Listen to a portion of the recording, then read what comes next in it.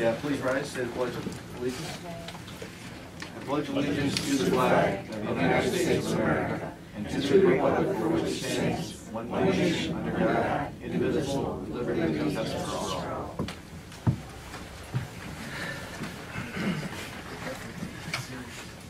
We have an individual that is ill this morning, Christine, so Deb Ashburn is going to be serving as our clerk this morning. So number one. And we have the financials. We actually have to appoint. Yeah, vote on appointing Chris. Oh, we have to appoint her? Okay, thank you for that. All right. So just read the item and then. You want me to read these? Yep. Read two. Commissioner's office is requesting the board appoint Deborah Ashburn as acting clerk for March 17, 2015. So moved. Second. Commissioner Rea. Aye. Commissioner Spillier. Aye. Commissioner Claypool. Aye. Welcome aboard. You're gonna love it. Yeah. Okay, now. Hi, Heidi. How are you? Financials today include a revenue certification for the Common Pleas Smart Ohio grant funding, supplemental appropriations for the sheriff's vehicle purchase in the amount of $3,900, supplemental appropriations and de-appropriations for the Board of DD donation, residential services, and capital funds to agree with the board-approved budget per Resolution 14-61A, supplemental appropriation for the county engineer building to appropriate funds for the salt storage project, cash transfers into the general fund for the fourth quarter bed tax administrative costs and partial reimbursement of the payroll advance from the transit department, travel request for the Department of Job and Family Services and Juvenile Court, the fourth quarter 2014 bed tax disbursements to the city of Chardon, Burton Village, Russell Township, and the Geauga Tourism Council, payment to GPD Associates for engineering services for the Russell Wastewater Treatment Plant Upgrade Project, and for the Department of Water Resources in the amount of $12,516.61, and a payment to Mary Ruth Shumway for the third installment for an external services evaluation for the juvenile court in the amount of $3,333.34.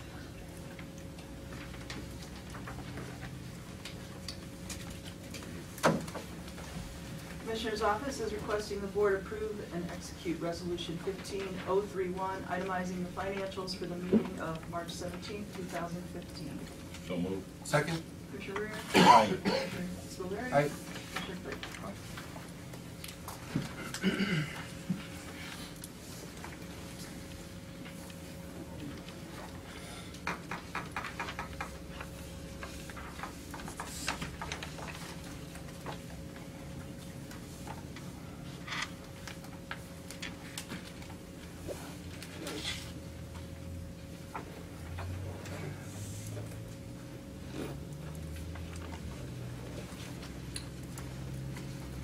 Got the airport up next.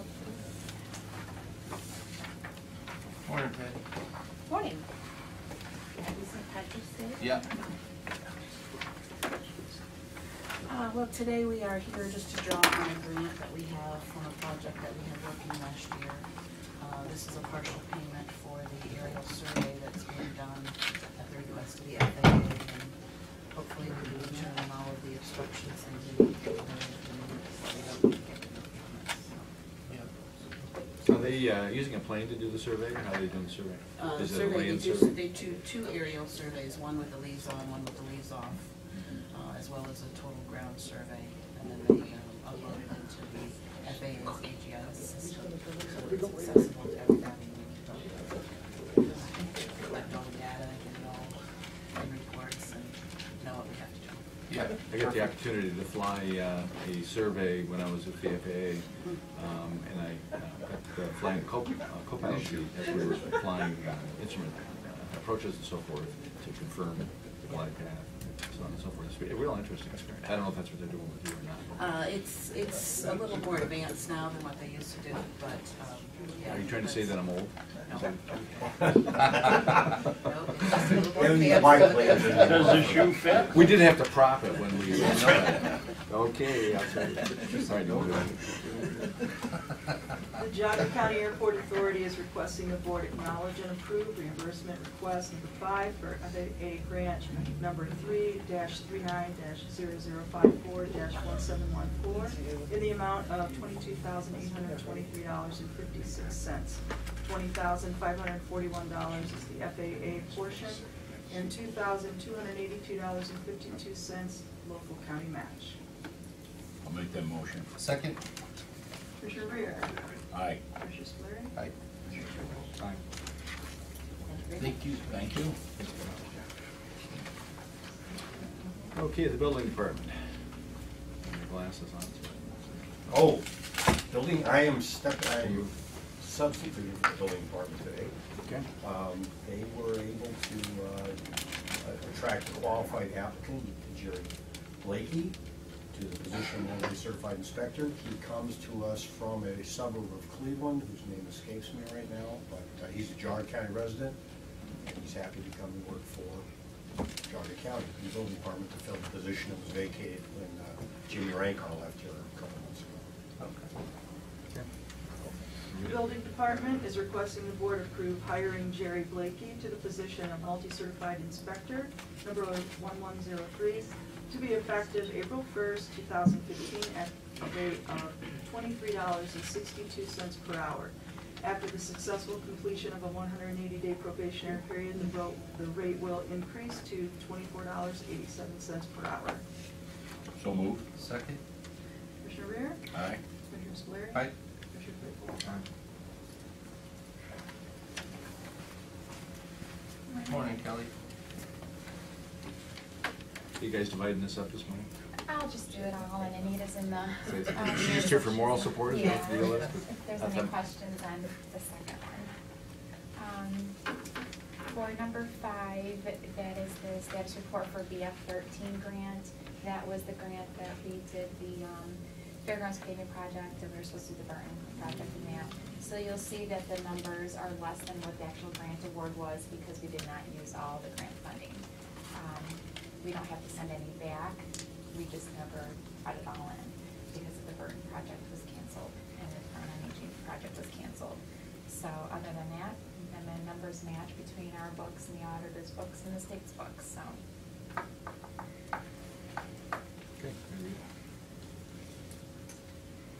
The Office of Community and Economic Development is requesting the board approve and authorize the president of the board to execute the Ohio Community Development Block Grant Program final performance report for grant B-F-13-1AZ-1 for the period September 1st, 2013 through February 28th, 2015. I'll make that motion. Second? Commissioner Rea? Aye. Commissioner Spillier? Aye. Commissioner Claypool? Aye.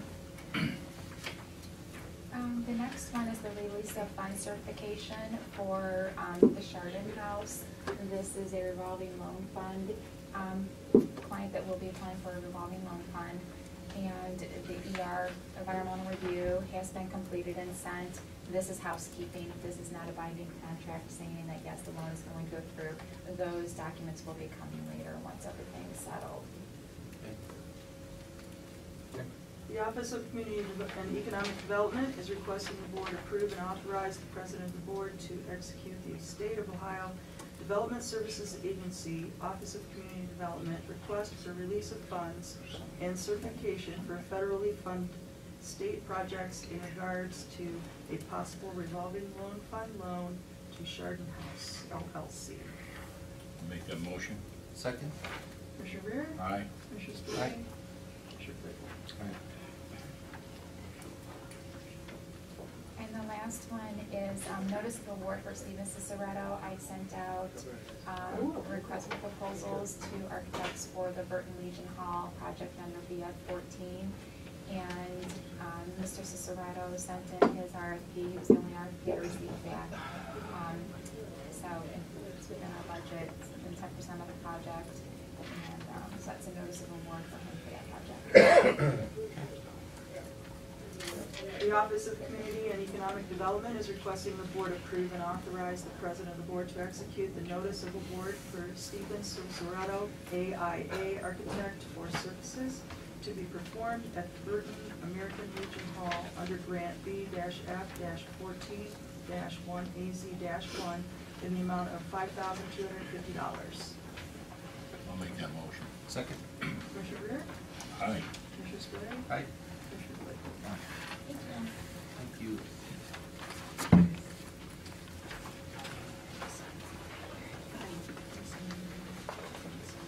If it's just for me, for policies, I guess. Morning.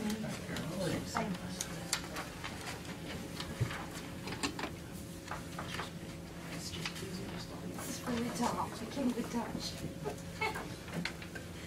We're sitting up in the little kid's seat, your feet touch the ground. A booster chair. Move to the short chair. Okay.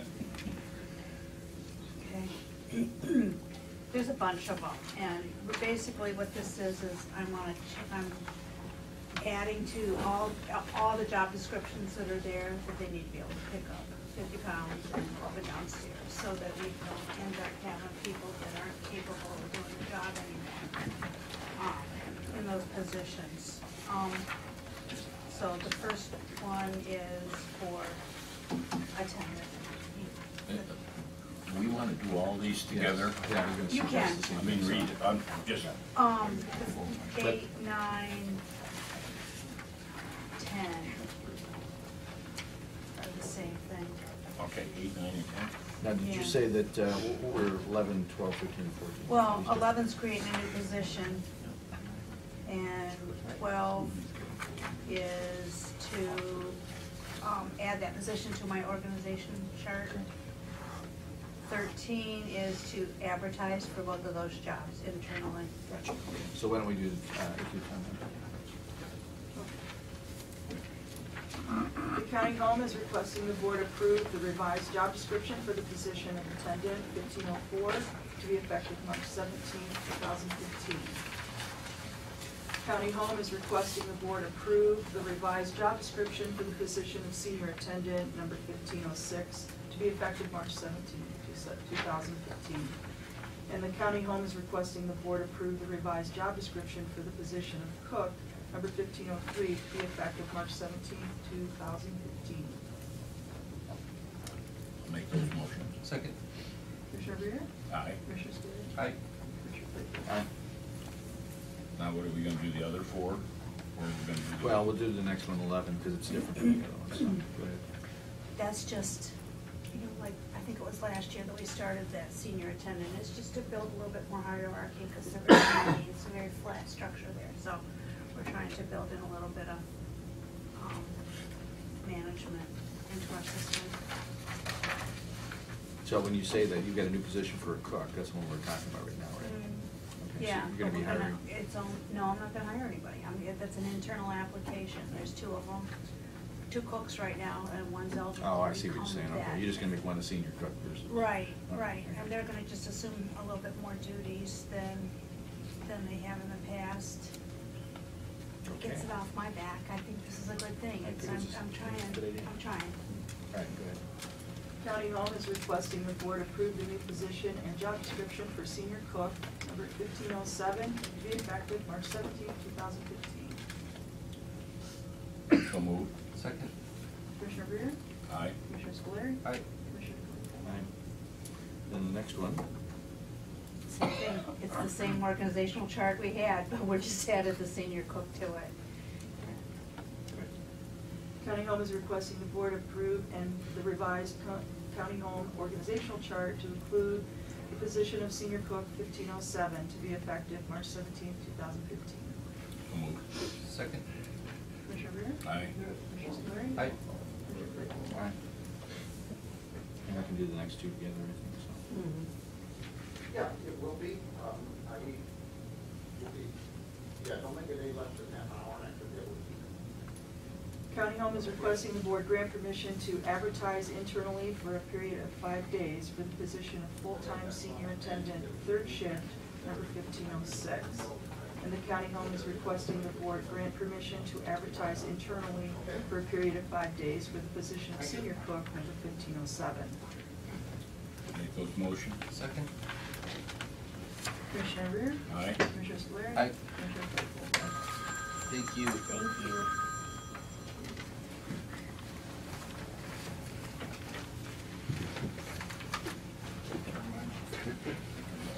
Good night.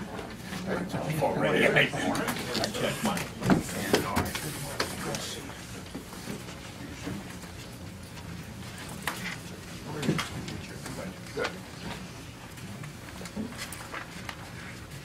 Morning, Dale. Good morning, sir. How are you? David, I think you're right, it is. I don't want to got, but make it fix when I'm back. That's right. Yeah. He's getting feedback off the speaker when he's sitting in the chair that's holding. That's what I said to him before the meeting, because the last time he and Scott were here, it was squealing like a pig back there. Hey, that's bad. Oh, I'm sorry. Yeah. Oh, whoa. No pun intended. No bad pun intended. It was just squealing like heck. And then the next time when you guys weren't here, it was quiet. I just-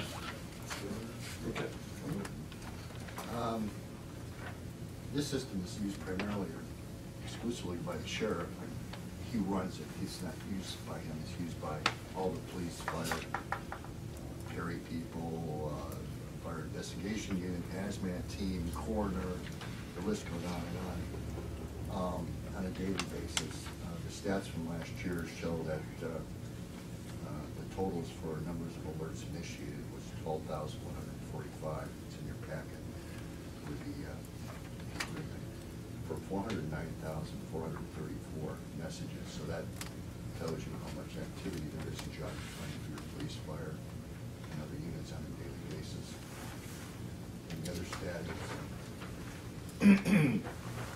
number of notification systems and landline numbers. Those are the ones that the sheriff's got the Master Street address guide with all of the hardline phone numbers in Geauga County, which gives people update on a daily basis, and that's tied into the system. So if we have to make notifications in a geographical area based on maybe a lost child or a boil alert or whatever, it goes to those hardline numbers. Those were 68 for 12,105 contacts. Then there's public alerts. I believe last year we had one for, did they do rabies last year? No, Okay. I didn't do it. I did it the year before. The sheriff might know, but I think there were 27 that were done to public alerts for 6,589 messages that were sent out. So the system is used a lot, and I believe your 800 coordinator also wrote a program that interfaces the Spillman system with the alerts, so that instead of having to type the address in it, it automatically propagates in the message and goes out to even further enhance your capabilities. This system is our notification system to fire, EMS, law enforcement, as well as other groups for emergencies. It allows us to send large quantity of text messaging, if you will, out to a group much faster than you could do it on a group text. It also allows it to be done from the field. Command, incident command, can have the ability from a mobile data terminal to send out messages for more manpower, for different other things that they might need to groups. The system is used for special events, for example, the Geauga County Fair. One of the things we do there is we, just before the fair, we put all of the gate workers' cell phones, numbers, etc., into the system. And should we have a major incident at the fair, perhaps a missing child, or even a weather emergency, or something that we need to get the information out quickly to all the people, we can do that with this. Dale touched on the geographic basis, but basically we have the ability to pick a point on a map and encompass an area and deliver a recorded message to all landline phones in that region, in that specific area. So it could be anything from, we've had a child walk away with perhaps a dementia patient to, we've used it for water alerts, boil alerts, anything for public safety. So On the missing child, could you actually send a photo too? we are working with that, yeah, to be able to send a photo. We can't do it to landline numbers, but we can just do Yeah, it. no The ability too is it allows you to answer back. And normal text programming does not allow that. So you will respond. You did receive the message. You can put in a response. Press 1 if you received the message.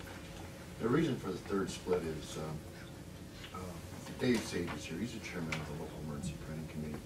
We have approximately 22, 23 extremely hazardous substance facilities in Geauga County. We've got to do plume projections.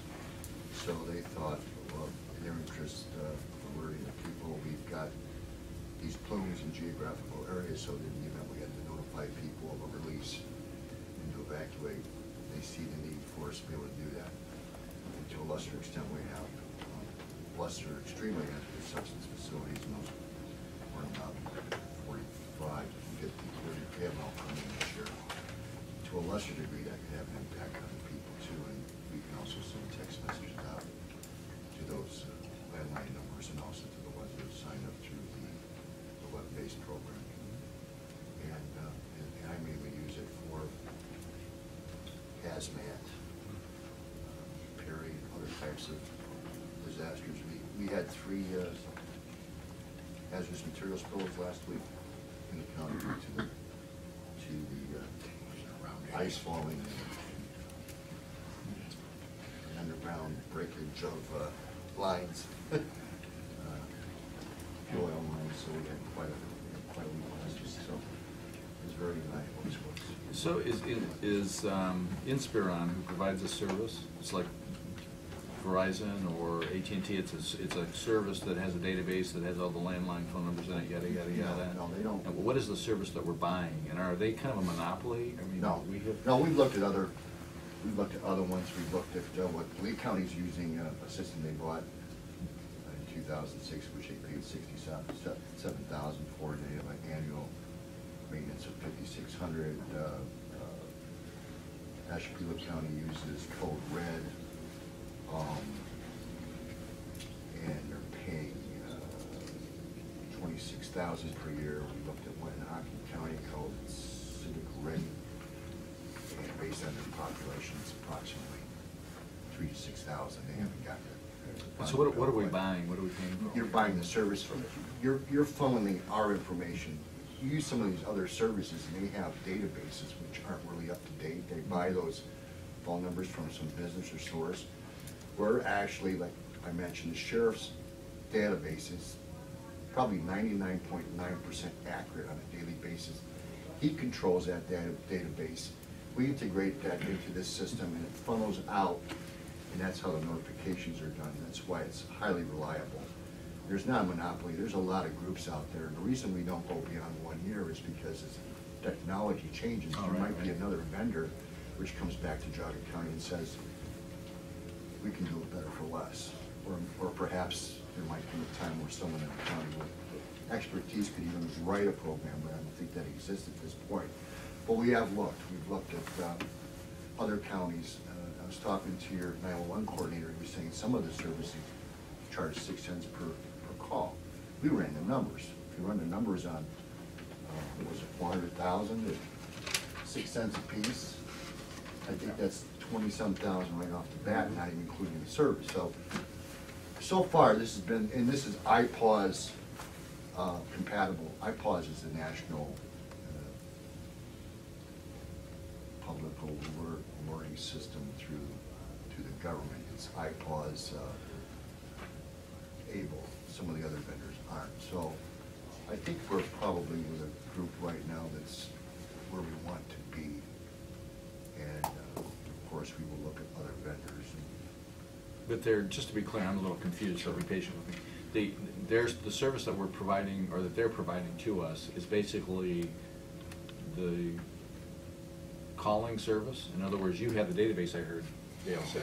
And so you're funneling your data to their service, and they can do what you said earlier, and that is to isolate where you want the calls to go to, and so on and so forth.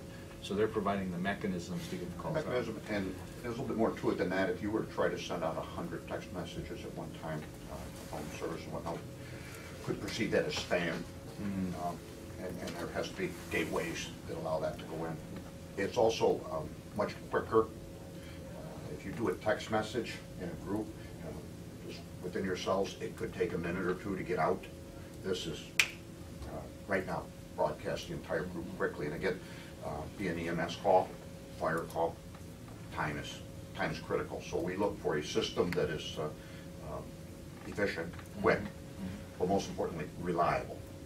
I mean, we're counting on this. It absolutely, positively has to work. So by doing a one-year contract, we provide us the opportunity to look at vendors and technology as it changes. Again, we all know what technology does. Moves quickly. This is only good for the landlines, right? No, this does cell phone Okay. and landline. I thought your database, you mentioned, The phone company's required on a daily basis to send the sheriff any adds, changes, and deletions to landline numbers in Geauga County. okay. The sheriff's office maintains that database and goes and changes it once a day based on that information. Whereas cell phone providers are not required under law to provide us with numbers, changes, additions, and deletions. And so it's an opt-in. You have to actually go to the sheriff's website and sign up for that. Because we So don't there's have. a registry for cell phone numbers if you don't have if you're someone who doesn't have a landline. Okay, there's a provision that they can do this, and they'll receive the notice. It's subscriber-based. For example, Commissioner, if you change your landline phone number today, we'll get notification of that tomorrow and update our database. Right. And the reason behind that is if you were to call 911 on your landline phone, we know the address attached to that phone. Cell phones, the same regulations aren't there with the FCC. So cell phones are subscriber-based. If you'd like to participate and get notifications to your cell phone, you can initiate that, go to our website and sign up, and you'll receive the same message that would have gone to your home will also then come to your cell phone. So it'd be a good thing for folks to sign up because they're going to get an emergency Absolutely. notice that says, hey, Perry Nuclear Power Plant just melted down. You might want to think about leaving. Well, if you So- pull it up, there's a list, you can get it by geographical area, you can get it by event, so that, let's say you had a mother that lived in Munson, and there's an event, you can get it from Munson. Of course, you live- go ahead. Importantly as well, you're here, you're not home. Right. If something were to occur at your home, you would get the message, come to your cell phone. But it goes to both phones, right? Yeah, but you're not there. I understand So, that, but let's if say I'm we have there a and I have hazardous- my cell phone Yeah. off, it goes to my landline. If I have my cell phone Yes. on, it Yes. goes to both phones. Yes. Now, with a lot of the IP phones that are out now, Umla, and you pick the phone, are they a gap also? That's a problem Like too, some- yes. That's an interesting problem because they will be attached to a location, an IP phone. When we get the updated information from a carrier, a provider, we can put your phone to an address. If you move your phone, we don't know that. We need notification that in fact you've taken the phone from here to Columbus and plugged it in.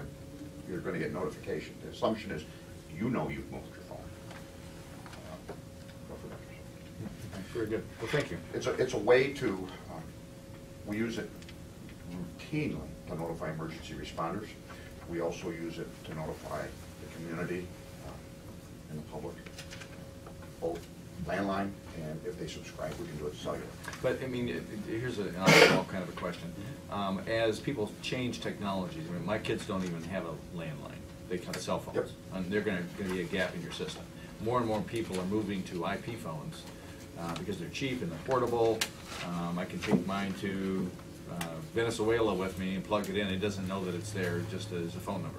And so you've got a gap. You've got more and more people moving away from a standard landline. At what point in time might it become not a useful activity that we're involved in here? Well, The two parts. First of all, the side of this program that allows us to notify emergency services, EMS, fire, law enforcement, et cetera, of an emergency, kind of standalone, separate. Okay, the public notification, there is movement afoot to provide the cellular information automatically, like they do the landline information, so that we could notify you, because more and more people get away from landlines and rely predominantly cellular. They go to that. In lieu of that, we encourage people to sign up if you would. We don't sell this information, we don't share it, it's solely for emergency notification. I'm signed up. It's very secure. I'm signed up. So we issue something, as sheriff certainly, if we issue a oil alert in Bainbridge, a rabies drop. Yeah, the rabies drop. In another area, but I'm gonna get those notifications. The big advantage to a citizen, you get notification, hazardous material incident, perhaps requiring evacuation of an area. You leave. You may go to a relative, you may go to a friend, you may go to a hotel. We also use this system to sound the all clear. So if you're signed up for cellular service, no matter where you went, you would get the message, the emergency's been abated, it's safe now to come home. So citizens can sign up at your website Yes, free, totally free. if they want to be on. And they can pick an area, and frankly, we've not limited it to where you reside. You can pick areas in the county. We recognize that oftentimes a citizen, perhaps a resident in this county or a resident in another county, may have family members which they help provide care, elderly parents, etc. And they would want to know, mom lives in Parkman, if something happens, you might need to know, that type of thing. So, I'm looking at their website. It's www.inspironlogistics.com. If you want to see information on the service and on other clients that use. Okay, very good. If there's no more questions, we'll begin.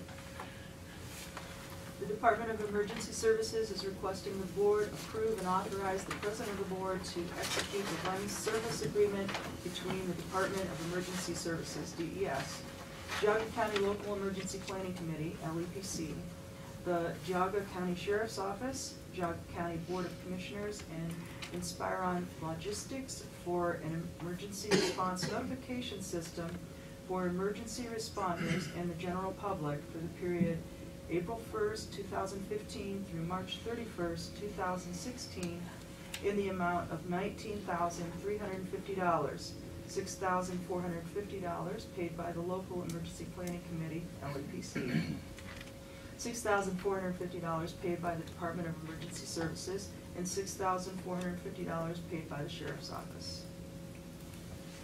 I'll make that motion. Second? Commissioner Rea? Aye. Commissioner Spillier? Aye. And Commissioner Claypool. All right, I have a Thank you. Thank you. Thank you very much. I know. Take This care. appears to be a contract between, Sorry. and you may be asked. I don't see county commissioners on, so let's talk about this afterwards. I'll make sure the contract's properly executed. That's because I can't sign for my agency, it has to go through the board. But there's no board signatures on here, so. There should be one on me. Right, Andy. Yeah, well, we can. No. So that should probably be corrected because it doesn't reflect the proper. Well, you're our agent, so. We gotta write that in there though, because from a contract standpoint, if we don't have the correct verb out before about. Yeah, what is this job? So let's get there. Yeah, I saw that. I have no idea. Okay. Just want to be on the record. How are you? Having some interest in that case or another. We're in a rare mood this morning. We have a lot of questions, so. It is St. Patty's Day. I'm looking to see if you guys have green. We do have a green strap on. But I do. outside of that. Just not in the mood today, huh? Okay. All right, so what's up? We are here this morning to request that the board approve and execute a contract with Miller Builders LLC for the salt structure, for which you guys, I believe it was 2 weeks ago, had awarded the bid with Miller Builders, and now we're, as promised, here 2 weeks later to have that contract executed. Along those lines, again, I appreciate it. This goes beyond sort of just even today, just what the board has done with this. This wouldn't be a reality now without you guys in the office working with us to do this. This was a good instance of a lot of government work to get together, cut through red tape, and make sure that we could provide a product for the residents of the county that is beyond what we've been able to do in the past, especially with the condition of the building that we currently have, just where we're going, and then to get back the bids that we got some really good numbers on that. And we're excited, and again, we thank you guys for all of that. I'm excited to see this filled with salt. I'm excited too. Hopefully we'll get there here soon. It's going to be one of those couple-year things, I think, but we're definitely going to get there. It'll be good. I got a call last week from somebody who wants to put furniture in there. Furniture. Yeah. They didn't know what kind of building it was, and they were calling me to say, hey, we noticed that you're building a new building, and we're ready to put furniture in it, and would you come out and talk to us? And I said, sure. But there'd be a load of salt on top. I'm not sure you want to sit in that building for very long. It has its own environment, ecosystem, or whatever. They're very unique. But along those lines, after you gentlemen were able to approve sort of the transfer this morning, our county auditor came in and certified the funds, for which you'll probably want to go with each one of those contracts, just showing that the money was transferred over and that that's all done. Okay. Are we- County Engineer's Office is requesting the board approve and execute the contract agreement with Miller Builders, LLC, for the construction of a salt storage structure to be located at 12665 Merritt Road in the amount of $485,780. I'll make that motion. Second? Commissioner Rea? Aye. Commissioner Spillier? Aye. Commissioner Claypool? Aye. Thank you, gentlemen. We Thank you. appreciate that. Take care. Have a good day. Too. As it should be. Okay, maintenance department.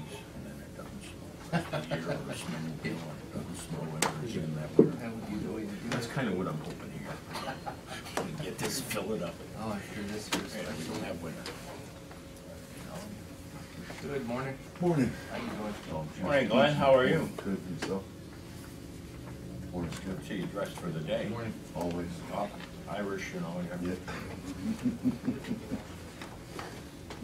Well, Lucky Charm every day. Go ahead. The first one is for, we're gonna be replacing some roofs. We got a couple, 3 small roofs at Ravenwood/Senior Center. This is all, we're gonna get those. We've had some leaks the last couple of years, so I think it's the siding on it, the whole works.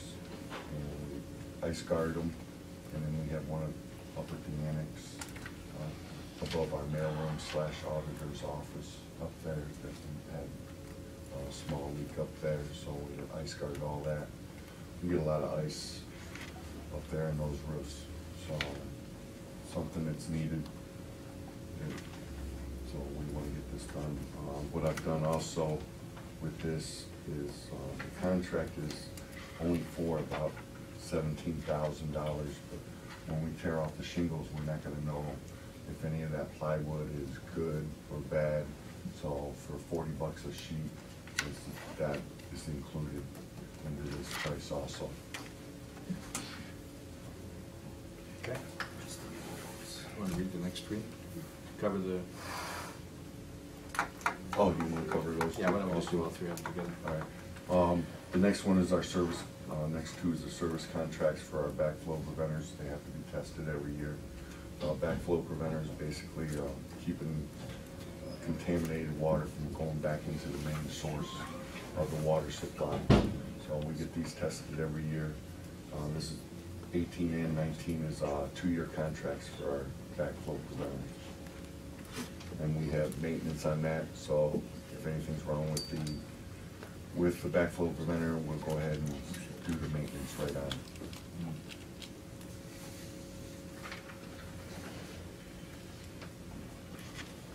And then the last one here is for, 19, that's backflow preventer That's also- also, but that's for just the safety center, backflows.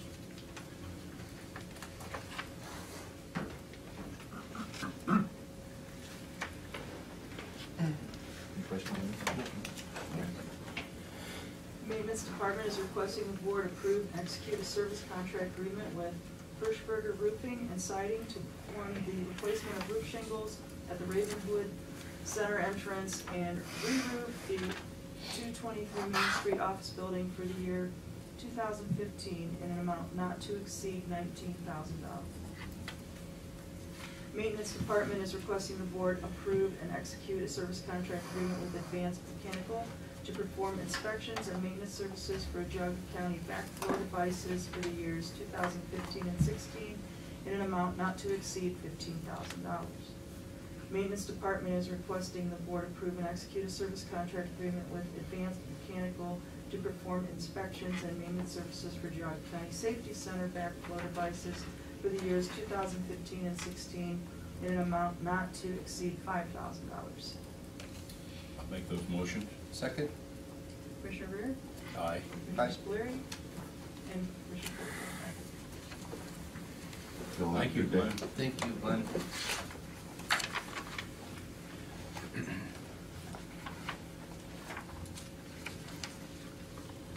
Jim?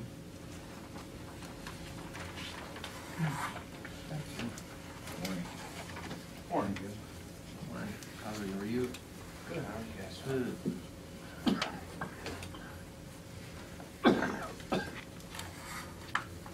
Morning, James. Morning. All right.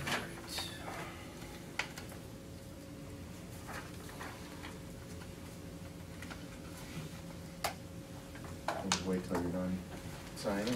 It's pretty self-explanatory. I'm just here if you have any Oh. questions. On this, Jim, this is for the employee council for mental health. I had an opportunity, I talked to Tim Reed about this when this first showed up a couple weeks ago. And his only concern was that, you know, of actually, you know, if there was really a need, if we were going to actually take legal action, you know, where there'd actually be a suit or litigation actually involved.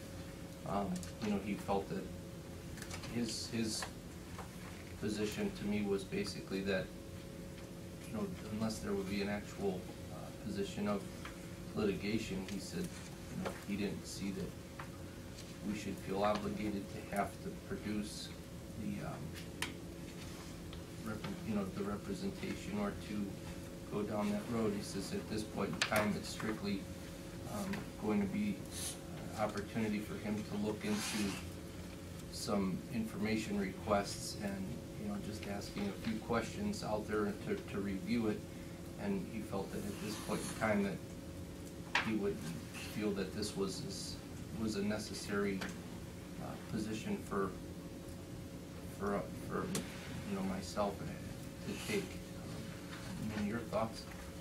Well, the board made this request to me, and the reason that I sent it up here, put on the agenda, you know, at this point, I guess the main issue would be that the mental health board is at a little bit of a disadvantage.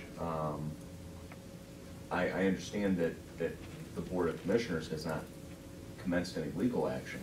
However, you've retained counsel, and you have the benefit of consulting with that counsel to discuss different options available to you with respect to the mental health board. The mental health board just, I think at this point, wants the same opportunity. So I guess it really wouldn't be fair for you to have the benefit of a lawyer that you can discuss, you know, well, what if we want to do this, what if we want to do this? I think the mental health board wants a lawyer so that they can ask their counsel, what if they do this, what if they do that? What if we get this records request in? What, you know, how should we deal with these items? You know, it's just an issue of, once you request counsel, even to consult with respect to an adversarial situation with the Board of Mental Health, I think they should have the same opportunity to have their own counsel to have those discussions with. So, you know, otherwise, I just don't see how it would be fair.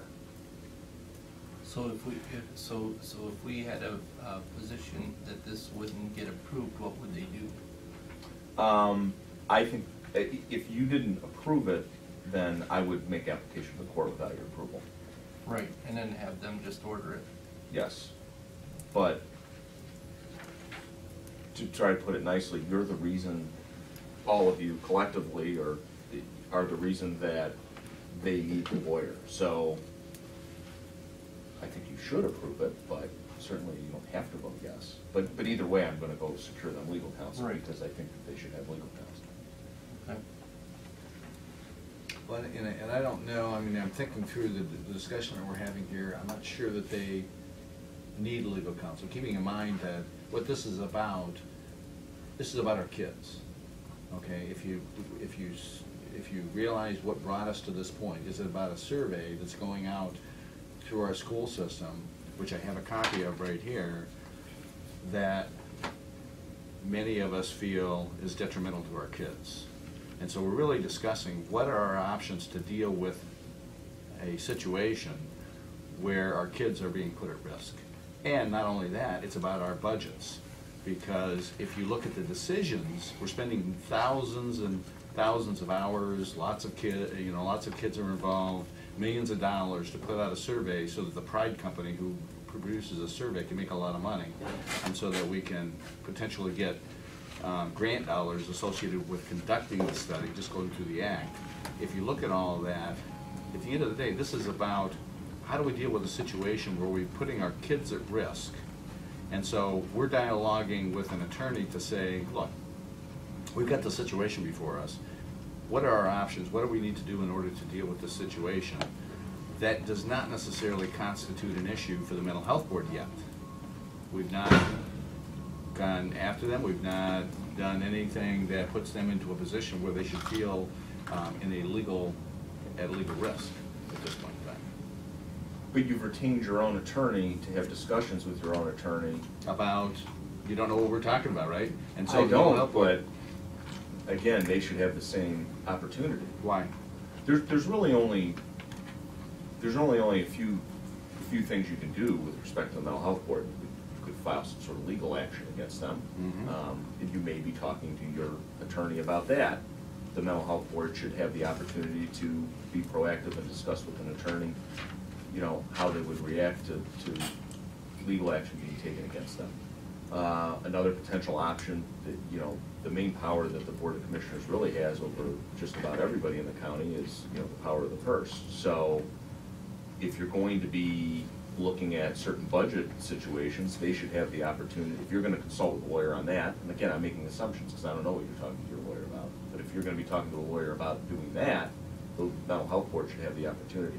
I think once the Board of Commissioners retains separate legal counsel, even have discussions about issues that are adversarial to another entity, then that other entity, if they request it from me, I'm gonna present that request. And that other for counsel. entity has a budget from which they could take these legal funds.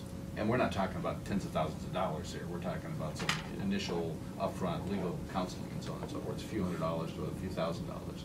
And so why not have the mental health board, if the board feels that at risk, and use the funds that they currently have available, rather than requiring the county commissioner general fund to do this? Because under 30514, they're a county board, I represent them. You're a county board, I represent you. You've retained counsel, I have to go through this procedure. Yeah, we don't have separate funds. We have to use the funds that we've got available. The mental health board has funds. We've given them funds to operate. But everybody has funds. I would do that. I mean, I would do this if one of the judges needed their own counsel. If, you know, So the recorder needed their own counsel, the auditor, I would do the same application process. I mean, the code spells out how I'm supposed to do this. It's the rules. Right. Exactly. So then, who would be paying for this attorney? I believe they would send the bill to you. I would, to be very blunt, I don't think it's 100% settled whether it would come out of the general fund or whether you could require mental health to pay it out of their fund. Honestly, that would be something for each of your respective lawyers to probably discuss. The sad part of this is you may never have a lawsuit over the surveys, because, I mean, that may ultimately never happen. You may never sue the mental health board or take any type of formal legal action involving the surveys. There might actually be legal action over who pays the legal bills. But under this procedure, then the Board of Mental Health would send the bill up here. If you refuse to pay it, then the lawyer could file a lawsuit to force you to pay it. And whether they would ultimately be successful, I don't know. That's never come up. Because that's my only confusing part is I understand your position and I do get that. My only thing is they're a board within their own organization, that why couldn't their own board make a decision to hire an attorney? Like, from what I understand, their minutes. You're the only ones that can do that. So under the law, I represent, so under the statute, I represent the auditor, the treasurer, the Okay. clerk of courts, JFS, the board of commissioners. Okay. So because you guys have a better lobbying group than everybody else, you can hire a lawyer without consulting me. You Okay. just can't, it can't exceed my salary for the year, the Okay. cumulative amount that you Oh, pay really? a I lawyer. didn't know Yes. So you can hire a lawyer whenever you want without asking me. Okay. And as long as it doesn't exceed my salary for the year, you can do that. If it's gonna exceed my salary for the year, you'd have to get my permission to do it. Everybody else, I have to make application. So, and then with JFS, I actually have to, I would have to give written approval for them to get their own lawyer. So the statutes are, the commissioners are one of the few entities that really have that, where they don't have to go through the prosecutor to get their own lawyer. They're pretty much the only one. If mental health had an issue with John Q. Public, someone else, you would be their counsel, correct? Yes. And your bill would be absorbed by the county. Yes, I mean, I have 5 lawyers in the civil division, that's what we do. That's what I'm saying. Whether it's chasing somebody for septic or representing, you know, I mean, you know, Laura spends most of her time with you guys, with maintenance department, anybody, I mean, the coroner, so that's what we normally do. The problem becomes when 2 people that we represent get into a fight with each other, that's what becomes a problem. And so then we have to pay, in this case, we have to pay for our person. Regardless who we could be at odds with, I don't know, the engineer. We could be at odds with Water Resources, because I'm looking at it. We could be at odds with somebody else, and it would still be our obligation, because you could not represent that person Yes. to pay that bill. Yeah, you'd have to pay both lawyers. And So, if we gave you, I'm sorry, Glenn, if we gave you permission to set aside the fact that you represent us, can we do that? And say, go ahead and represent the mental health board? no, because ethically I can't, you're still my client, I'm still actively representing, you'd have to get rid of me completely. Well, you'd have inside information just by virtue of the fact that you work for the county Yeah, and so there's on. that. I mean, there'd be other issues that we seek a legal opinion on. Yeah, I mean, That would disqualify you, I would think, at. Yeah, and I'm always representing you on other items. The only way you could completely get rid of the conflict is if you hired your own lawyer for everything, which, since I have 3 different lawyers doing all the various work between you and the departments that you hire, I don't think you'd find one for less than my salary. In fact, I'm pretty sure of it. So. Don't brag. We provide a good value to the county. So, you know, that's the thing, you gotta remember, I mean, everyone under your hiring authority too, we're doing all that legal work. So you'd have to try to extricate yourself from all of that to get rid of the conflict, it's really not possible. The other thing too is there's no cap on this, you know, as far as what they, you know, when we did it, we had a cap of 10,000. You know, they could, I mean, it pretty much kind of leaves us open. I just don't feel comfortable with it too much. And, I mean, and if a judge orders it, I think that I don't have an issue with that. It's just, if that's what it is, but I think that, I think we took the position where, based on just our constituents calling to us for help and calling us to take action. And I believe too, you know, or I wouldn't have supported the decision to move forward, that there is some issues that have to be addressed on the mental health side of things, but okay. Yeah, and again, I have to go through this procedure, so, Right. but ultimately, you know, they're my client, so, Yep. and they've asked for a lawyer, I feel that it's appropriate for them to have a lawyer, so I'll you know, Yeah. do what I have to do. But, and your $10,000 cap was self-imposed. Right. I mean, your only real cap is The salary. the salary. Yep. And actually, they don't have a cap. I mean, they wouldn't, so that's kind of the other oddity with the statute. Could we approve, I mean, are you here representing them today? Is that not a conflict? No, I'm not here representing them, I'm here representing myself, I would say. Because at this, I've identified, they've requested counsel from me, I've identified that there's a conflict, and I've also identified that they have a need for counsel. So, you know, under the ethical rules that apply to any lawyer, I'm obligated to Right. come and secure them You're counsel. doing your job of just, you know, no different than if you were, you know, doing this for us, and I understand it completely. You're caught in the middle of this.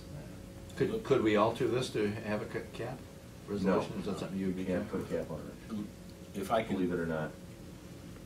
if I can say this I in mean, some my if you could talk understanding. to Red Simmons, he'd tell you there's no cap. It was If 7 figures. Yeah. this office, this board, initiated an action, Mm-hmm. whatever the reason was, they initiated an action against another board. Mm-hmm. You can't represent us and them against one another. But in a legal, in a sense of fairness, if we have somebody, they have to have somebody. That's, yeah. And I they mean, I'm just requested- talking, yeah, if it, I'm, I mean, their board passed a resolution requesting it. which Okay. the director inquired about obtaining counsel, and I told him the board would have to pass a resolution, which they And- did. so if we have somebody, they have to have somebody. We either agree to this action and then they get somebody, or you find somebody for them, I don't even know how that works. Who they'd be, who'd they be? They requested somebody, so normally when one of my clients requests somebody, I'll put that in the order, but Judge Burke can pick whoever he wants. Right. He almost If we always don't, picks who- if we don't provide them by vote with someone, you're gonna leave here and go back to your office, if you haven't already, type something up or have. I'm just gonna change what I typed up to say. I'm just, approve it. yeah, I mean, you probably have them on a tablet, just peel them off and fill in the blanks.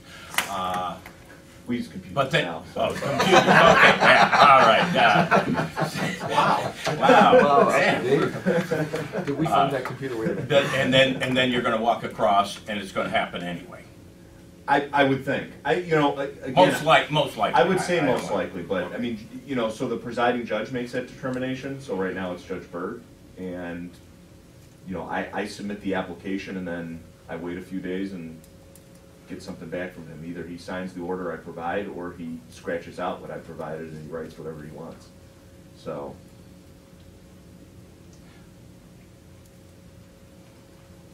The whole thing's problematic because, I mean, if we don't provide them with somebody and the judge doesn't provide them with somebody, I'm gonna assume that this is gonna go down to Warren. Yes, it would. I would feel strongly enough that I would. I mean, I'm assuming that at some point in time, we can't pick a fight with somebody and then tell them that they can't defend themselves, or we can't provide them with defense or something like that. I imagine somewhere, once it leaves the county and it loses personalities and faces and becomes a matter of law, what's right and wrong, I imagine it's gonna go. Yeah, I mean, I don't think it'll get that far, I'm just saying that would be the normal progression, am I correct? Yeah, I mean, usually the courts have found that the prosecutor's in the best position to make this determination, so they usually give quite a bit of leeway to whatever county prosecutor's making the application. So. Thank you. Yeah, thank you, Jim. Okay, Appreciate the thanks. explanation. Yeah. So, just for curiosity's sake, let's say tomorrow we hypothetically did away with our resolution to get rid of our attorney. What does that mean? Then I think, I would tell the board that I don't think that any conflict exists and that there's no pending legal action against them or contemplated legal action, or that you don't have the benefit of consulting with your own lawyer to plot against them, so to speak. So without that, I mean, if you don't have the services of a lawyer and that's not actively occurring, then I would tell them that I don't think that this application would be proper. The only reason I'm making it is because you have the advantage right now of being able to consult with your own lawyer, and they don't. I need to level, I have an obligation, you're my clients, they're my clients, you know, several people in the audience are my clients. So I have an obligation to keep everybody on a level playing field if I can't represent them. Sure. And so hypothetically, this is approved, and a bill comes due for $20,000.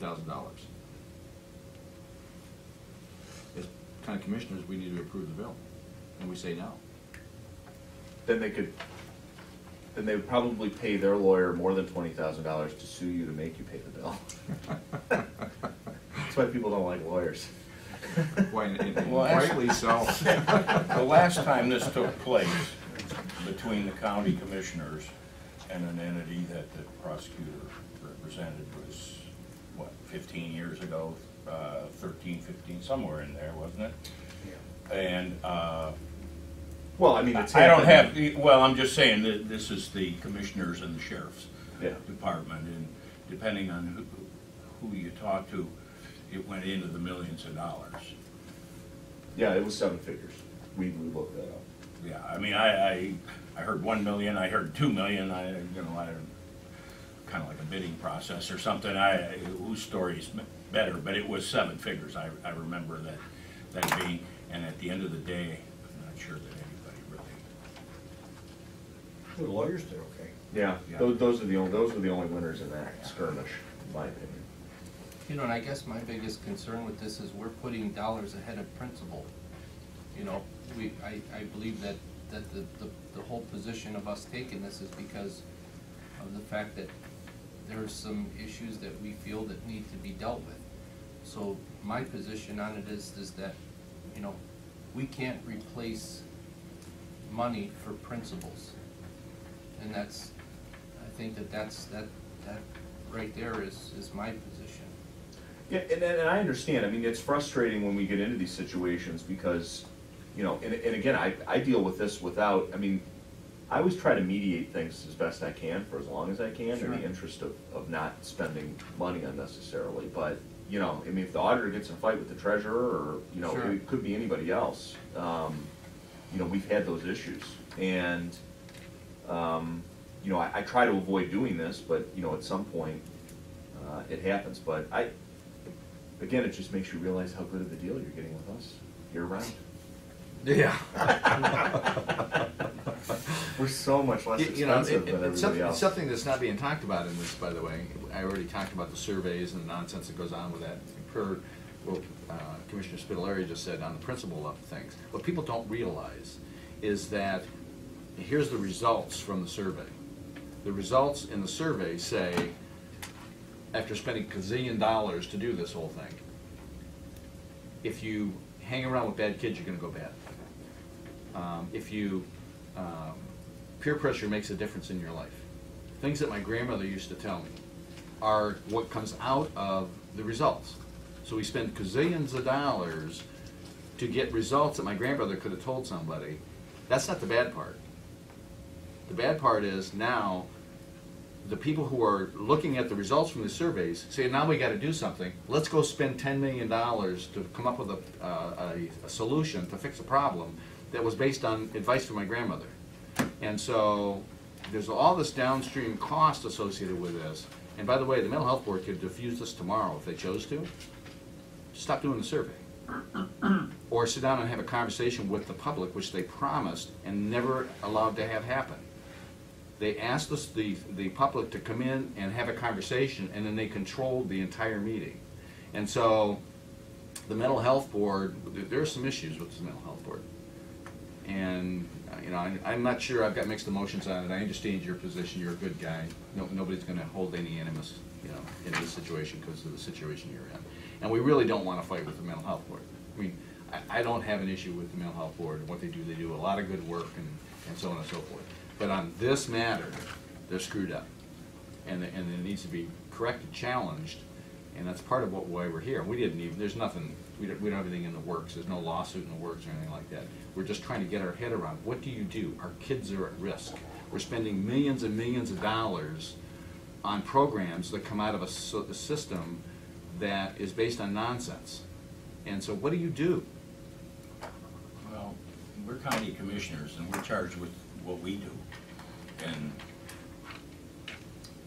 the results of a survey or the fact that they take a survey and so on and so forth, everybody can have their own personal opinion, or may even be a predominance of personal opinions. But right now we have an issue on the table of whether we're gonna hire someone to represent someone that we have.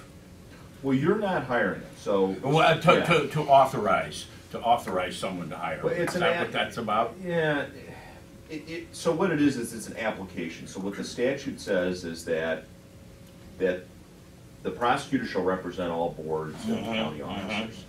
And if a board or county officer needs their own counsel, then the procedure to do that is for the prosecuting attorney and the county commissioners. Well, I have to make the application, but then you would have, the process is for you to sign off on it. Make application to the court for appointment of an attorney for the board or the officer.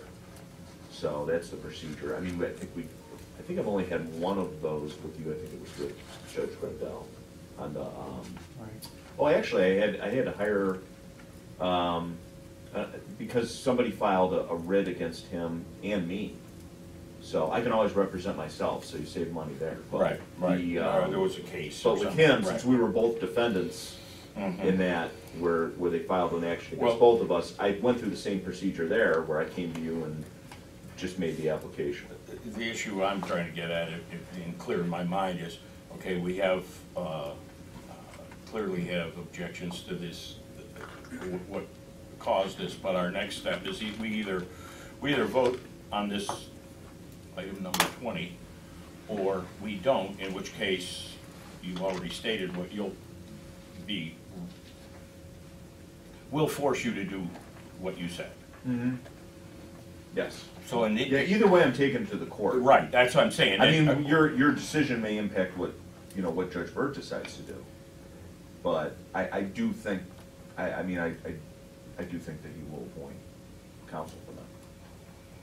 I think if he doesn't, like I said, it's gonna go to the next step, and sooner or later, because I don't think that balance of justice, that scale, we can't look one side. This really does, exactly, it doesn't really, even though the law requires the board to sign off on this, I find it hard to believe, and again, this doesn't really ever come up, but I find it hard to believe that the law would allow you to hire your own lawyer and then be able to not approve hiring somebody, hiring your adversary a lawyer, and essentially you're putting yourself in a competitive advantage. Yeah, I don't think it meets the definition of justice or equality.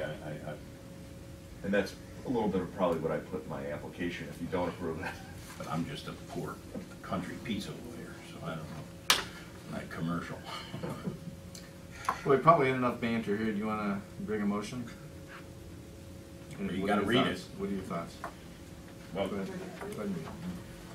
Prosecutor's Office is requesting the board approve and authorize the president of the board to execute the application of prosecuting attorney and Geauga County Board of Commissioners for appointment of counsel pursuant to ORC 305.14A, for an order authorizing the Geauga County Board of Mental Health and Recovery Services to employ legal counsel to represent them in the defense of any claims advanced by the commissioners. so moved. Second? Commissioner Rea? Reluctantly, aye. No. No. Okay, Thank you, Jim. thank you. Don't take offense. No. No offense. No. We understand. We understand. I'll keep my rhetoric to a minimum in my court application. We appreciate that. Thank you, Jim. Take care. Take care. Bye now.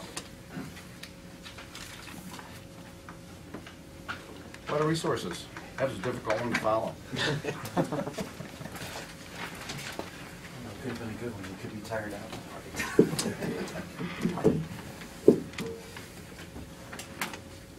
All right, the first item on the agenda is advertisement and internal posting for a part-time person in our McFarland wastewater treatment plant. And Robert Trofe did apply for that. He's the one that's been here for a couple summer help and then for seasonal help. He was the most qualified. So we're requesting to hire him. The Department of Water Resources is requesting the board approve hiring Robert Kropp to the position of part-time maintenance worker, number 22330-1, at the McFarland wastewater treatment plant to be effective March 23rd, 2015, at a rate of $16.11 with a 180-day probationary period. So move. Second. Commissioner Rea? Aye. Commissioner Spillier? Aye. The next item is our rules and regulations. We have been updating, we updated them, put them out for public comment for 30 days. We had notified all our customers individually that the new rules and regulations were going to be out, plus we advertised it. There was no obligation to do that, but we felt it was the important thing to let everybody know that we were updating them. The last time they were updated, I think, was '98, so it was due for an update. And we did not receive any comments. The only question that I got was from somebody in Quilla Village asking if the rates were going up, and that was not part of this. This was just the rules and regulations. Okay. Department of Water Resources is requesting the board approve the updated rules and regulations, including the standards and specifications for the department, to be effective April 1st, 2015, as a 30-day comment period is held with no comments received. Make that motion. Second. Commissioner Rea? Aye. Commissioner Spillier? Aye. Commissioner Claypool? Aye. And the last one. Yeah, the next two items here are dealing with our Russell Sewer Project, the extension at 306 and 87. We finished that project last year and finally got through all the final payments to the contractor for final grading and grass and all of that. Came down to the assessments. I did notice on the agenda that number 25 on the revised agenda is actually part of 24. Yeah, So we it's just a renumbered it, just picked it up as a separate item, Yeah, that's all. It is just 23 and 24. Yeah. But the 23 is the final cost listed, putting on record the final cost and the assessment numbers, and then 24 is actually authorizing levying the assessments to each of the properties.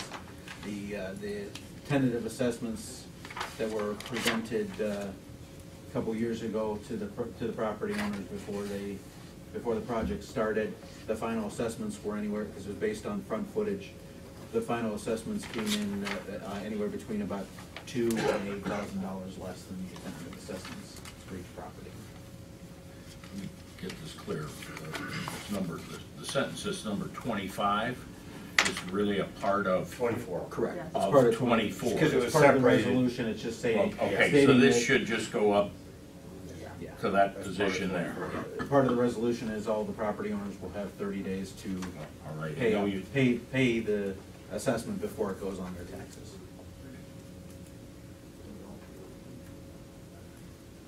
23 and 24. The Department of Water Resources is requesting the board approve the final costs and list of assessments for the Russell Township Center Sewer Project, and that they be placed on file with the clerk for the Board of County Commissioners and Sanitary Engineer's Office. The Department of Water Resources is requesting the board approve and execute Resolution 15-032, levying the revised assessments for the Russell Township Center Sewer Project in the Geauga County Sanitary Sewer District. This resolution provides the property owners 30 days to pay the assessment in cash before the assessment list is certified by the county auditor. So moved. Second. Nope. Commissioner Rea? Aye. Commissioner Spillier? Aye. Commissioner And the final item here is the findings and orders from the Ohio EPA on the Henning Drive, Helmet Drive, Omar, Howard, and Fling Road in Chardon Township. That area had a nuisance from the existing septic systems. Most of them are tied into a common tile system out there. Then the road department, when the Chardon Road Department was out there about a year ago or so, they were excavating and hit the pipe and when they hit it, it discharged septage, and that from that common tile line, which was obviously backed up. The samples were run downstream of that, where that pipe actually comes out and discharges into the river or stream there, and the samples came back at anywhere between 600 parts per million and 1 million parts per million for fecal coliform. The allowable was 596 parts per million. So it was extremely high compared to what is allowable. We did receive preliminary findings and orders from the EPA back in September of last year. At that point, we began negotiating with the EPA, trying to come up with a plan. One of the first things we looked at was, can we replace the existing septic systems with new septic systems? What we found in conjunction with the health district is the majority of those existing septic systems, when they would be replaced, would need to be replaced with off-lot discharging systems, which under all of the current rules for the health district, those would all then become individually permitted systems through the EPA.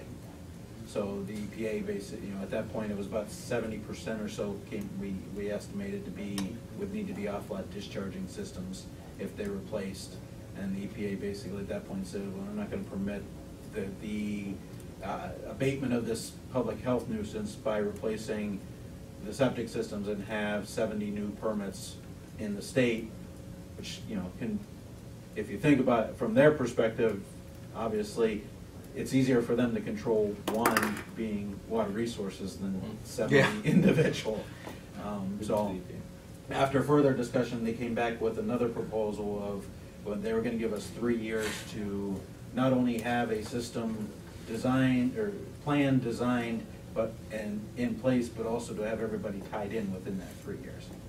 Further discussion, we came back, they said, well, we'll give you 5 years to get the system in place, not mentioning anything about having people tied in. So we at least have, at this point, would have till 2020 to get through this project and get, find whatever low interest or no interest loans we can obtain or any other kind to help the individuals who live out there. Obviously, those are, when we get hit with these where we're being told, or we wind up with realizing that an area needs to be sewered, it's always the small lots, old septic systems from 60 years ago or 50 years ago that were put in, and the people who are living in that area are not of the means of necessarily being able to afford a $23,000 or $25,000 assessment on their property. So we do search out whatever we can to keep the costs down, as well as in the design process, making sure we're using the most up-to-date technology, or if like the example would be Thompson with the rock there, we're using the vacuum system instead of a gravity system. If we had used a gravity system out there, that cost would be double or what we're getting right now. Wow. So. And then as part of that 5-year agreement, they specified that Doug has to remain here. He wouldn't be sitting here right now. Maybe 4 months. So that's, we're at the point where the kind of the negotiations and talking with the prosecutor's office. If we deny this, we'll be dealing with the EPA will turn it over to the Attorney General, the State Attorney General office to force an agreement. We're not having enough fun, so let's do that. Yeah. Well, and it needs to be done, right? I mean, Yeah, it's a safety, it's a health. You have plenty of older systems in there that, I think in talking to the health district, in that subdivision point of sale inspections, every one of them's failing. So it's So it needs not to a be matter done. of it needs to be addressed. And then as far as for the individual homeowner, what kind of a cost are they gonna look at to connect? For connecting, yeah. Okay. Yeah. But on average, like, have you had other projects that you've had like this? Well, I did do kind of just some truly preliminary numbers, because I thought this question may come up. And right now, it's looking about, if we just got a straight up loan without getting any kind of other lower costs, taking the Thompson, using the Thompson numbers, which are our most current numbers, Yeah. even though it would be, probably be a gravity system instead of a vacuum system, it's about $25,000 a house. A house. So, per lot, and again, we can work on trying to figure, trying to get whatever we can to keep that cost lower. Yeah, yeah. Because the EPA does, have some loan programs and grant programs, and that will address USDA. To do something similar to your Thompson deal. Correct. Try to have to build our own unit, right? Yes, that's the reason why I don't like it, is 'cause we're gonna have another treatment plant we're gonna be I see. operating and maintaining. Now, Thompson will put us at 27, that would put us at 28. Okay. And that just, at some point, So- you're aware that. So, I mean, and this is all preliminary, but as far as, just so that we keep the residents abreast to that possibly be, so that they won't get shell shocked that they get a $25,000 bill at their house. Correct. I have a letter prepared, that's Okay. prepared, ready to go after today, just Okay. wanted to get through this process before I gave Yeah. it to them, and that way, but the letter's ready to go, and we'll And it probably will be go out in potentially tomorrow's less. mail. Oh, yeah. Yeah. It gets assessed, doesn't it? I mean, they don't have to come up and shoot, I mean, essentially, the water resources or the finances.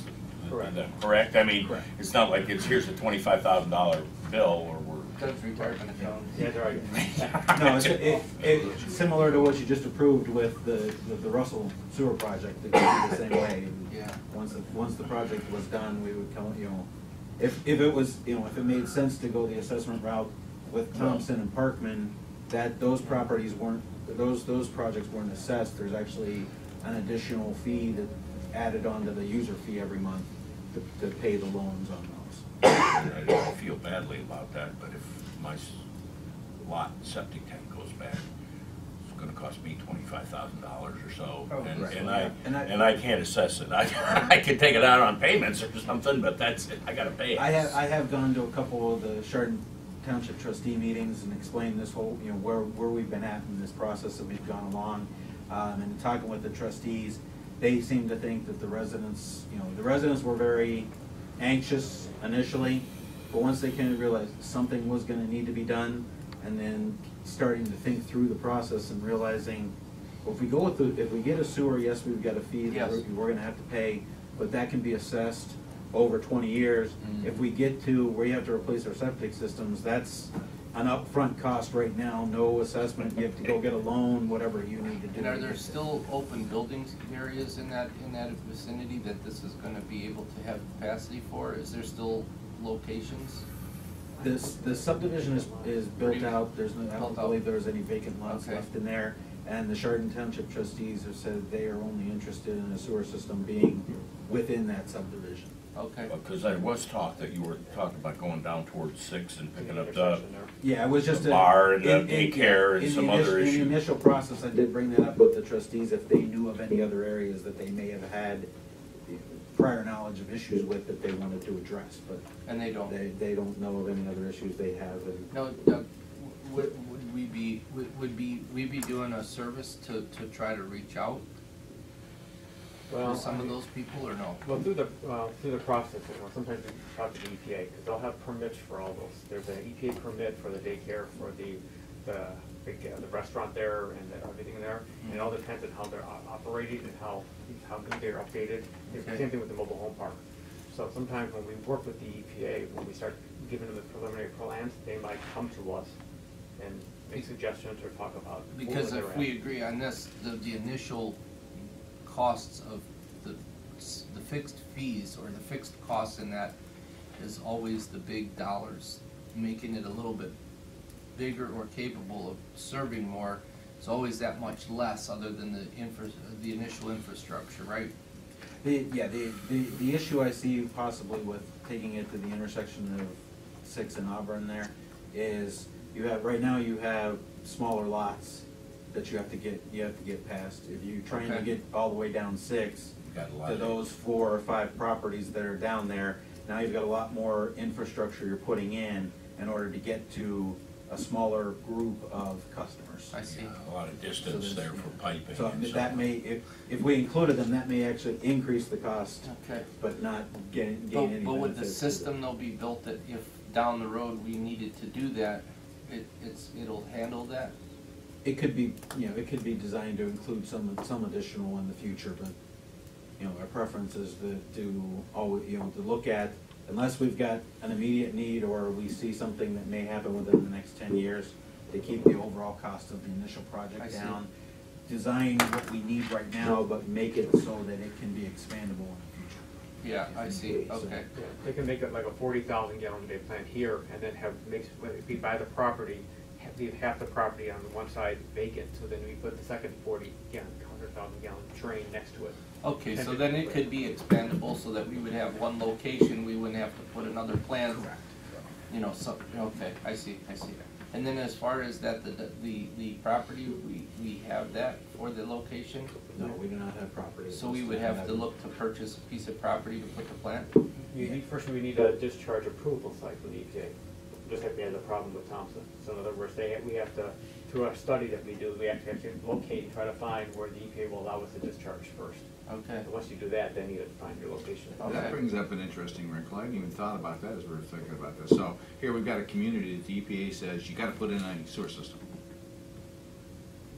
What's the likelihood we can't find a discharge spot?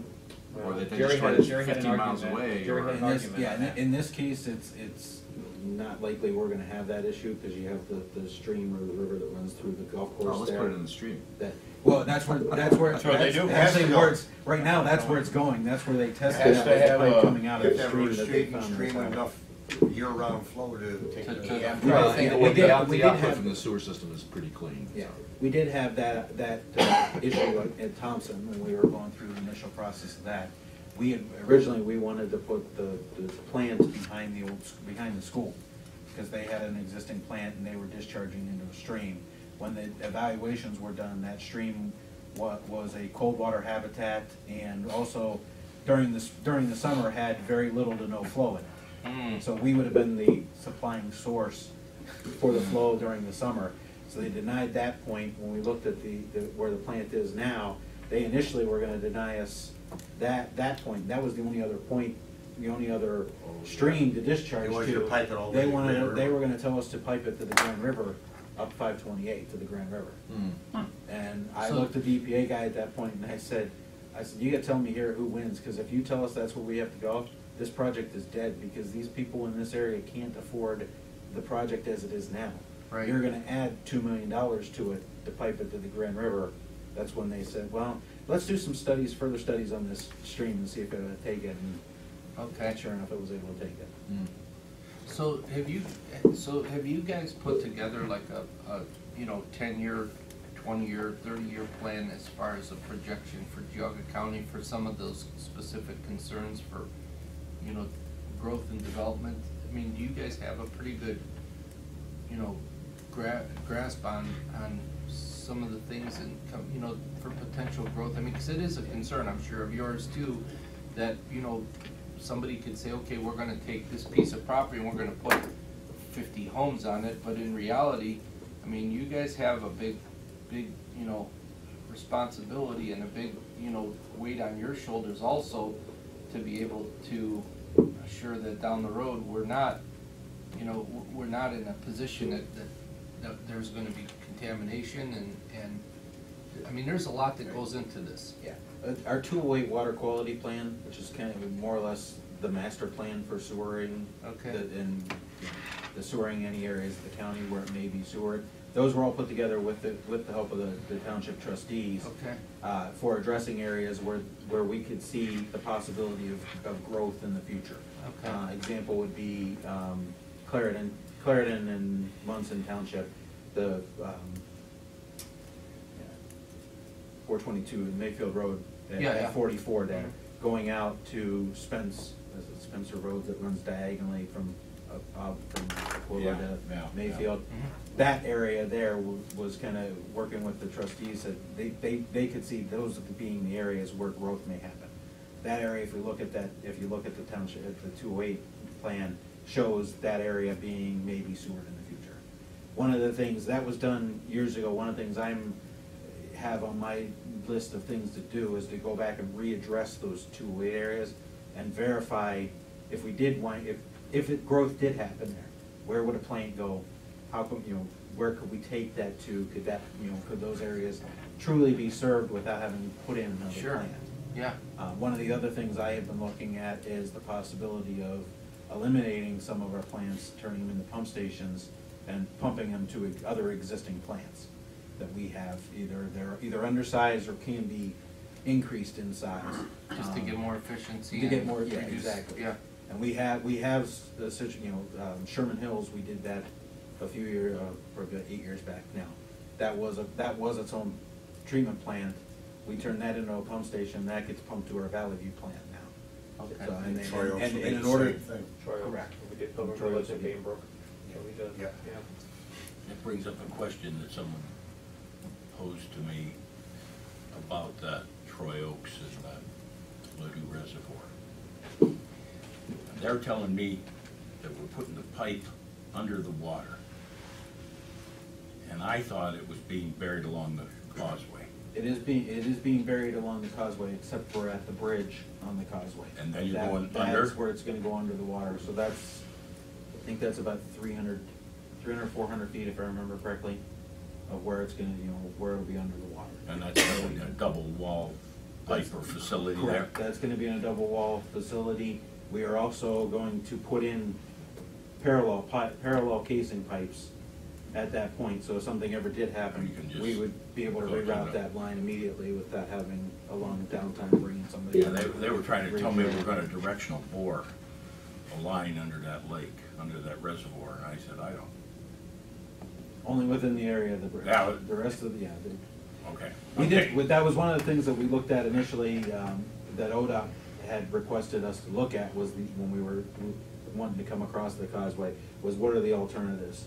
And one of the alternatives we did look at was boring underneath the Ladue. Yeah, I'm sorry for That the, was- just, I mean, I digress, but that question came up last week, and I went, I don't think so, but I'll find out. Yeah, if we had gone that route, if that was the only route we could have gone, we would be building another plant. Yeah, I don't think EPA would let you put the sewer underneath the Akron's Well, drinking water. Even without the EPA, the cost of that was Yeah. so exorbitant, it would make no sense in the long run. If you're in the city of Cleveland, it would have made perfect sense. I'm sorry. That's why we live in Geauga County. Well, you're at it, put a subway in, that's it. Yeah, okay, so are we ready to read this? Department of Water Resources is requesting the board execute the Ohio Environmental Protection Agency, EPA, Director's final findings and orders for abating the health nuisance in the Henning Drive area of Chardon Township. So move. Second? Commissioner Rea? Aye. Commissioner Spillier? Aye.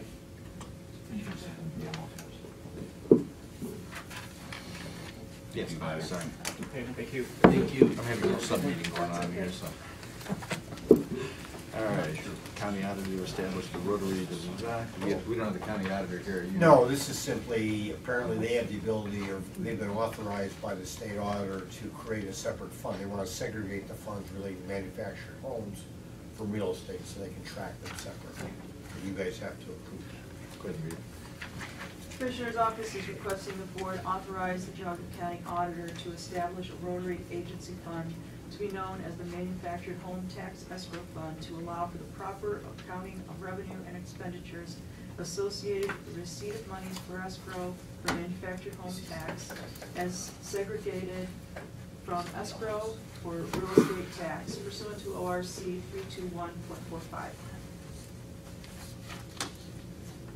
Motion? Motion. So move. Second? Commissioner Rea? Aye. Commissioner Spillier? Aye. Commissioner Claypool? All right. Just the clerk's office. And the last one is a administrative kind of thing, you want to read it? Commissioner's office is requesting the board amend the motion from March 10, 2015 to read, appoint Kim Laurie as alternate for Ralph Spillier for the Northeast Ohio Area-Wide Coordinating Agency, NOACA, until further notice. So move. Second? Commissioner Rea? Aye. Commissioner Spillier? Aye. Commissioner Spillier? All right. And with that, if there's any questions, that Joe's been out with some medical issue, and he's just not able to attend, so. I talked to him last week, he's doing well. Is he doing well? Yeah. Is he still in the hospital? Or is he home? No, he's home. It's just, it'll take some rehab for this, kind of procedure he had done, so. Perfect. And as an FYI, I'm going to forward both of you a contract from NOACA on the lobbying organizations that we have for NOACA. I think you find that interesting reading. We're paying $30,000 to lobby to accomplish what NOACA has to accomplish, which is not clear. And I've made some requests to get some more information from them on that. And with that, there was supposed to be a motion on here today to approve one of our planning commission people, Kathy Cotton. Oh. And so it didn't make it here. I'd like to bring up a request for a motion to approve Kathy Cotton to the planning commission. After going through all the resumes and so forth, she appeared to be an individual that would serve the planning commission well. And if you're willing to do that, I'd like to ask for a motion, and then we can. What are we gonna do about this second one? I don't know how you feel about the other resumes. So far, I've not been excited about the other folks. I've made some requests to people to reach out to the Amish community in particular to see if we can't find an Amish representative. They're sorely lacking from that board. And so I'm told that I'll get a couple of resumes here shortly from some Amish candidates. And so I'm seeking some. You're, of course, welcome to. Well, I'm not opposed to the one individual that was on there and was up for Tracy Engel. reappointment. I'm not opposed to him. He has experience, and I'm unaware of any objection. It would be nice to get that off our plate. Can I just review them on Tuesday, for Tuesday, if you don't, do we have something pending? And Let me take a look real quick. For next Tuesday? That's fine. Say if you're going to just do one today, you'd probably have to specify who that person will be replacing. Whereas if you were doing two new people, then it would be obvious both. Yeah, I would suggest Margaret Muley. So that way at least Tracy will open. So. Well, why don't we just wait until Tuesday, and that gives Ralph, okay, you're gonna be here Tuesday. Yep. Okay, I mean, that gives Ralph an opportunity to review them, but it would be nice to clear that up. Yeah, definitely, I agree. Okay, well, and if you have any Amish folks that you know, I think it'd be really nice to get somebody from the Amish community, since they're a large part of our population and they have no representation on that board. So, anyway, with that said, meetings coming up: NOACA air quality, transportation, water quality on Friday. The NACOG meeting the 23rd, the 24th, an investment advisory council, the 24th commissioners meeting, 26th at 6:30, an evening session. The 30th, the board of revision in the auditor's office, and then the 31st, the commissioners will hold regular session. You know, the only other thing is I saw in our mail. Let me see here. This is today's date is the. That's today. 17th. So the 19th, Munson Township zoning denied the hospital for the sign on the front of 44. So they have a board of zoning appeals board. I'll just leave my copy up here if anybody want to look at that. But I would strongly recommend if anybody can, attend this or to express, I mean, this is the hospital, and if especially if you're familiar with that sign is, that sign is on 44. We have a 55 speed limit. Is that 45? I believe 45. 45. But at the end of the day, in a situation whether it would be snow or low light condition or whatever, I think that service to our residents that in a need of an emergency to try to get to an emergency room, I think that sign is a critical piece that I think supporting a bigger sign would make sense, because you could go right past it and all of a sudden, in a panic situation, if you had somebody in your car or family member, I think that this is a little bit over the top. And I understand that everybody has their rules, but in this he's on an ego trip anyway. So well, this is. I think the major objection is the square footage of the sign, isn't it? Yeah. It does talk about another one. an illuminated sign, yeah. Lit sign, which again Seems to go with they seem to frown on that in a lot of zoning Yeah. things. But that's like saying, well, there's a couple of places along there that I wanna know what driveway to go into. One is the hospital, one is the safety center. Right. Places that service people, and you don't wanna be sitting there Yeah. following your GPS. So- You just wanna drive there and go. Yeah, and if you look at it now, and I just happened to actually respond to the hospital just a couple of weeks ago that I was called there for a friend of mine, the sign actually was down. You know, they were in the process of moving some signs around, because I think they're putting some electric or something up there.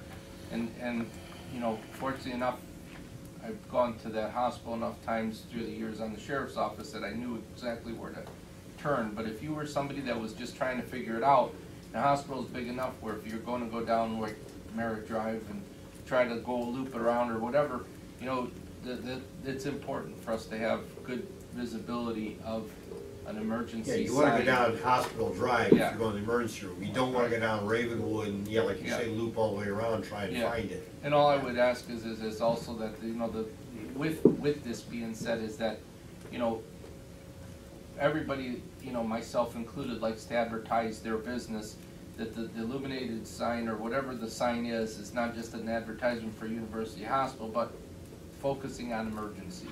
You know, that's, I think that the goal would be is just to just make sure that we have representation, because sometimes it's our own worst enemy sometimes with some of these rules and regulations. And we sometimes get past common sense, so just something to think about. I mean, you're a resident of Munson, I am too. You betcha. So, yep. I use the hospital. I'm not a resident of Munson, but I do go there. Right, I'm saying, as far as The sign- you guys know where it's at. You live there. I'm the one that needs a sign. Right. Yeah, so. Other than that, can we get a motion to adjourn? Move to adjourn. Thank you.